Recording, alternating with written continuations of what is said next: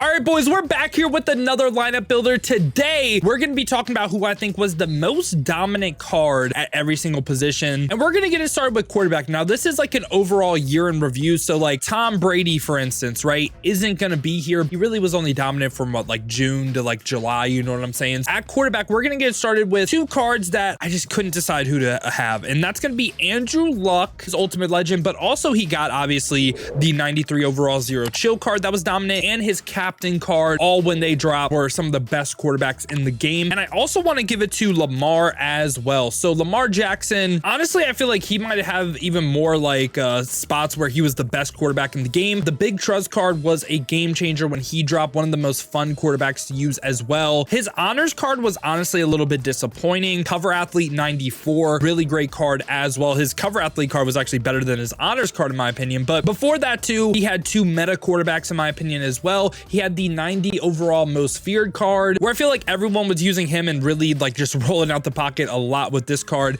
And we also got 84 or 83 base elite Lamar Jackson. And this was actually my favorite quarterback day one of Ultimate Team as well. So I think both of these cards had a long run of just like dominance throughout the game. Now at running back right here, I think this is a fairly obvious one. I think it has to be Bo Jackson at running back. His combine card was dominant for so long. One of the best running back, if not the best running back, arguably for like months upon months. We had 88 overall campus hero Bo Jackson that was also goated as well. So yeah, I think Bo Jackson needs no introduction. I think Madden 24 can be summed up by Bo Jackson. Now at fullback right here, really the only one that I think was consistently good the entire year was Mike Allstott. Like his golden ticket is a beastly running back. He also got his 94 overall legend card. You know what? We're gonna audible right here. We're gonna audible. I'm gonna give this to Trent Williams. Now, the reason he got one card, and yes, it was a theme team all-star, so dominant throughout the entire year, maybe not. Endgame Madden right here, the Vanguard for 1 AP, he was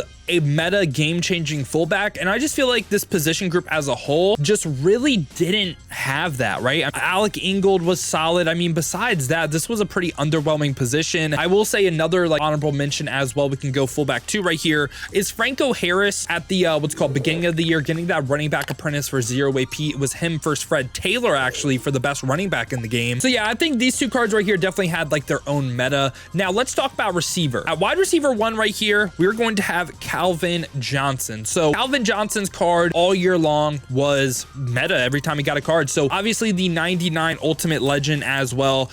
He was a beast. Got the jukebox for 0 tall receiver as well. He was a problem. Also got the 88 base legend card that came out within like a couple weeks of the game. He was also, again, way ahead of his time. He was a beast. And then how can I forget about the Megatron card? Now, this card was a problem because I believe this was a time where not everyone had KOs either. The double me insta beat man press, it still does that to this day. And I think he's had just meta card upon meta card throughout the entire year. And now at wide receiver 2 right here, this might surprise you, but I'm going to have DK Metcalf. So DK Metcalf, his cards throughout the entire year have been insanely good. So his golden ticket, I think, is a beast. Now he's still going for 2 mil, probably not worth that price, but the Route Tech, the jukebox for 0, big body, can also be a force in the run game with his high impact blocking. Now, besides that, his Genki Force card was one of the best receivers in the game. He was up there top end, in my opinion. The 90 overall DK Metcalf, again, one of the best receivers in the game when he dropped. And I think another kind of slept on thing about DK was how good his 83 overall base elite was. So this was a card that I actually thought he was maybe the best receiver in the game at an 83 overall. Heavy man coverage meta. Seattle theme team at the time was also really, really popular, but this 83 DK Metcalf played amazing for me too. So yeah, I'm going to give this nod to DK Metcalf. And I feel like he's someone that when you look at the grand scheme of the game, maybe you don't think that he was like as good or as game changing as he was. Now, wide receiver 3, I debated this a lot. The person I decided on was Jerry Rice. So Jerry Rice's ultimate legend card, obviously the Route Tech, the jukebox for 0, 6'2" height. This card is amazing. But besides that, he did have the field pass card that was one of the best budget options in the game as well. Not saying he was the greatest receiver in the world by any means, but he was a good card at least. And I do think his 92 overall legend card as well was a pretty meta card as well. So I slightly gave it to Jerry Rice. Wide receiver 3 was something that I thought was more of like a toss-up, but I think Calvin and DK definitely deserving. Now let's talk about tight end right here. I think overall the most dominant tight end of the year is Tony Gonzalez right here. So he does have his Ring of Honor Honor card. This card could get the momentum shift for 2 AP, the secure protector for 1, the jukebox for 0 as well, 6'5", 243 as well, so gets that quick juke animation. And besides Tony G's 99 overall, he got his 0 chill 93 as well. And I think both these cards, when they dropped,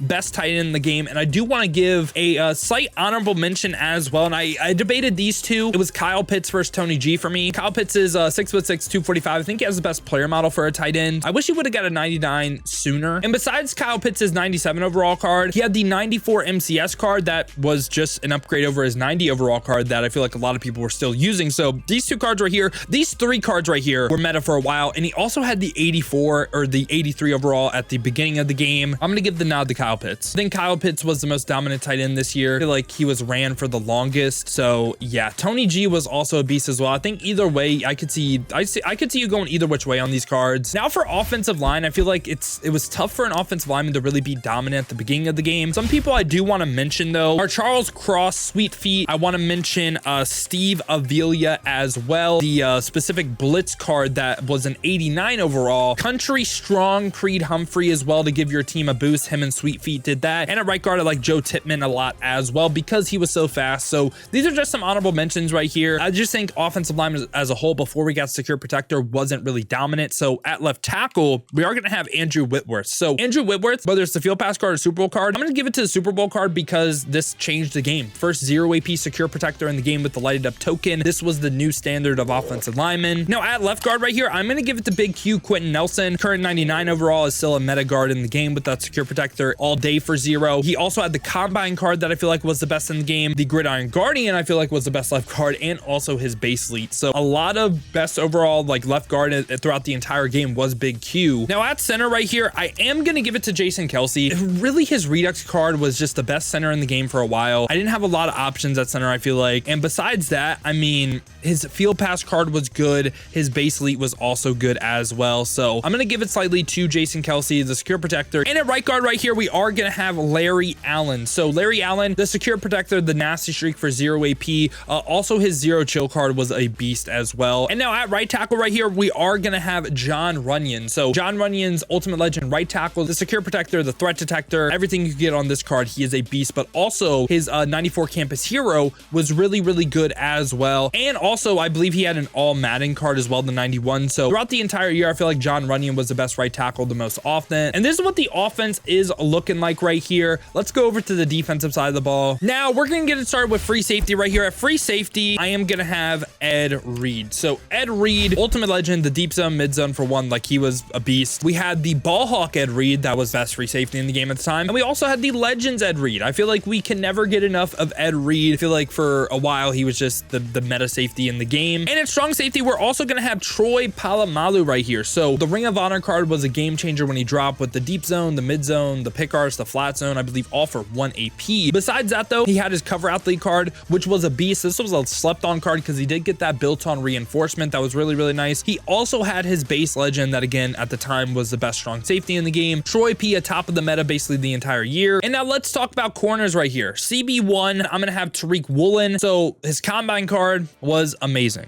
Top NCB in the game, the 6'4" to 210. But besides the combine card, he also had his 0 chill card. Now, I remember people not being the biggest fan of this card, but given how dominant the combine one and also his MCS Thanksgiving card, the 90 overall right here, this was a top end meta CB in the game. Also his base elite as well, 85 Tariq Woolen. If you pulled 85 Tariq Woolen day 1, you were doing cartwheels. You were super excited. This was a game changing corner. He was a beast, and given the man coverage meta, he was kind of locked down as well. So Tariq Woolen, I'm going to give him CB1. CB2, we're going to have a fellow Seahawk right here. It's going to be Richard Sherman for me. Richard Sherman, again, tall corner right here, 6'3". This card right here, his AKA was a beast with the deep zone, the mid zone, the pick artist, and you could even run secure tackler on him as well. Besides this, Richard Sherman card again had the cover athlete. That was one of the best CBs, or he was the best CB in the game when he got his cover athlete. Also besides cover athlete, got the base legend that again, when he dropped, he was the best corner in the game every single time he got a new card. And now at CB3 right here, this is like, I don't want to say a slot CB. I'm going to say Sauce Gardner. Sauce Gardner, team of the year card, pick artist mid zone for 0, was a beastly slot. He's 6'3", 98 speed. But besides this card, what other card did he get? The The 90 overall Sauce Gardner, again, for his time, was one of the best corners in the game given his height and also his like base leap, but also his 85 as well. A lot of people chose this for the pre-order card. He was in my secondary for so long, and yeah, I think Sauce was a beast this year. And now let's talk about linebackers. So right outside linebacker, I feel like this is the easiest one, Derek Brooks. And I will say for a while, like pretty much up until November, December, linebackers weren't being used because they just didn't get the lurk artist. But Derek Brooks has been a beast all year. This ultimate legend, the mid zone, the secure tackler, the lurk artist, all for 0, the 97 speed. I feel like he's moved super well this year as well. And besides this card, he did have the 91 legend that a lot of people were actually really big fans of usering because of the way he moved. And also he got the lurk artist. So 91 Derek Brooks and also the ultimate legend, gonna give him the nod here. Out of position, Harold Carmichael at left outside linebacker. I feel like the longevity of this card as a user with the 6'8" height, the 93 speed was just incredible. He also got the lurk artist for 0. Now, besides Harold Carmichael, when we look at left outside linebacker, right? Who really, I mean, maybe Ted Hendricks. I debated on Ted Hendricks, but who really had that like dominant run besides Harold Carmichael, you know? Maybe Arakpo as well. Arakpo's combine card was beastly, but Terrell Suggs had a good legend card. But yeah, I'm just gonna give it to Harold Carmichael. I feel like he just out the bunch was the most impactful and the best one. And now at middle linebacker right here, this was a super competitive one. We are gonna have Ray Lewis at one of the spots. So this ultimate legend card was a beastly user with the Avalanche, the Enforcer Supreme, and the lurk artist all for 0. 98 speed on him, 99 zone coverage. Besides this card did have the cover athlete card that I believe he also did get Avalanche as like a charge up X Factor. So that card was a beast. Besides that, he also got his 88 overall legend that at the time, yes, he was a good linebacker, but no one really used him because I don't believe he got the lurk artist. And he also got the field pass card that was one of the best budget cards in the game. So Ray Lewis, the amount of cards he got that were really, really great, I feel like he's deserving. Middle linebacker 2 for me, this was a toss up. I was between 2 cards and I'll let you guys know who they were. So first one, Rob Gronkowski. He only got 2 linebacker cards, the middle linebacker from Zero Chill and also his golden ticket, of course. Golden ticket, one of the best linebackers in the game. And also his Zero Chill card, again, was one of the best ones. His height, 6'6", 268 of this, just because of how dominant his 2 cards were. He didn't really have like the most amount of cards in the game, obviously, but I feel like those 2 cards were just beastly. Now, another card I want to mention though is Patrick Willis. We're gonna have his golden ticket right here with the 99 speed, the 98 zone coverage, lurk artist, tackle supreme, mid zone all for 1, and his combine card was a beast as well with the dual threat. Really great way to use him, and he also had a good 90 overall legend as well. So yeah, it was tough to not have Patrick Willis on this list. Another card that was pretty beastly as well was Ray Nitschke, given like his theme team all-star, the wild man card. A lot of good middle linebackers, but the 2 I decided on were Ray Lewis and Gronk. All right, let's talk about defensive line right here. At right end, we are going to have none other than Aaron Donald. I feel like this one was a pretty obvious one. The tribute card, absolutely amazing, one of the best defensive ends in the game. But besides Aaron Donald's tribute card, right, how good were his other cards? So besides the tribute card, got the 97 team of the year. I feel like out the bunch for like his impact just really wasn't that good, I guess. I don't want to say he's not that good, as good as his other cards, right? Besides that, he also got the Terminator card, 92 overall. That was a defensive tackle that came pre-lit with interior threat. That was the best defensive tackle in the game, and you could have got him for free from the AKA solo challenges. Besides that, he also got a field pass card that, again, was one of the best cards, best interior defensive lineman in the game. And finally, his base elite was, again, day one of the best cards in the game. So I think Aaron Donald, pretty obvious choice right here. Now at left in, okay, I feel like left in has been a bunch of like one-hit wonders. Let me explain. So I'm gonna go ahead and give it to Karlaftis just because his overall longevity of the Colossus for 1 AP, it was 0 for a while. Now, besides Karlaftis though, right? Who was up in the air? Who did I debate, right? So obviously Julius Peppers was really, really great as well. The left end, the pre-built or pre-lit Unstoppable Force, that was a great card, but he only had the 92 Team Diamond besides that. I didn't really think this card was that good. Maybe a Julius Peppers drop before Karlaftis, like the 99, obviously he'd be here, but I feel like Karlaftis was better for like longer, if that makes sense. Besides Peppers, we also have Ring of Honor JJ Watt as well, and JJ Watt was really cool because like the Ring of Honor card was a beast, and the 96 Team Diamond was really, really good. He just was never worth his price, so I didn't go JJ Watt either. And besides those 2 cards just didn't get a card this year.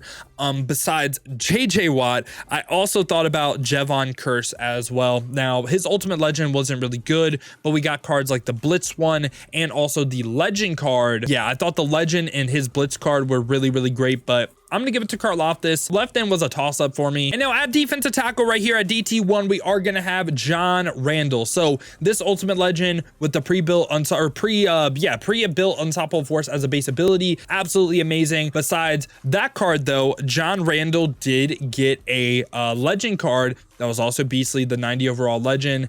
And yeah, I feel like he was just one of the best defensive tackles in the game in a relatively weak position as well. Defensive tackle as a whole this year really wasn't that strong. And at DT number 2 though, I'm going to have Warren Sapp. You could put Warren Sapp number 1 because of this Super Bowl pass card right here with the pre-lit Unstoppable Force for 1 AP.